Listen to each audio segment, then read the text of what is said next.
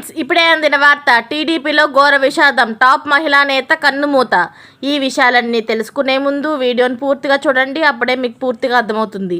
అదేవిధంగా చాలామంది సబ్స్క్రైబ్ చేసుకోకుండా వీడియోని చూస్తున్నారు. దయచేసి సబ్స్క్రైబ్ చేసుకోండి. సబ్స్క్రైబ్ చేసుకోవడం వల్ల నేను చేసే ప్రతి వీడియో అప్డేట్ మీకు ముందుగానే నోటిఫికేషన్ రూపంలో వస్తుంది. అదేవిధంగా లైక్ చేయడం మర్చిపోతున్నారు. దయచేసి లైక్ చేయండి.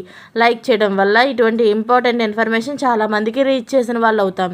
ఇక లేట్ చేయకుండా వీడియోలోకి వెళ్ళిపోదాం.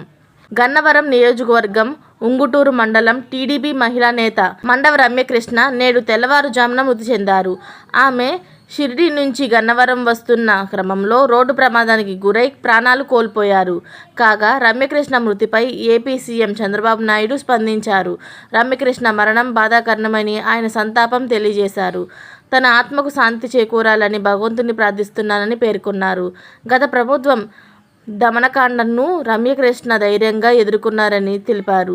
వైసీపీ ప్రభుత్వం బనాయించిన అక్రమ కేసుల్లో ఆమె కొన్ని రోజుల పాటు అజ్ఞాతంలో ఉన్నారని ఈ సందర్భంగా చంద్రబాబు గుర్తు చేశారు.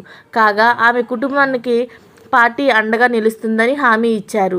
రమ్యకృష్ణ ఆత్మకు శాంతి చేకూరాలని ఆమె బంధువులను, కుటుంబ సభ్యులకు చంద్రబాబు ప్రగాఢ సానుభూతిని తెలిపారు. ఇలాంటి లేటెస్ట్ అప్డేట్స్ అన్ని మీరు ముందుగానే పొందాలి అనుకుంటే ఛానల్ని సబ్స్క్రైబ్ చేసుకోండి.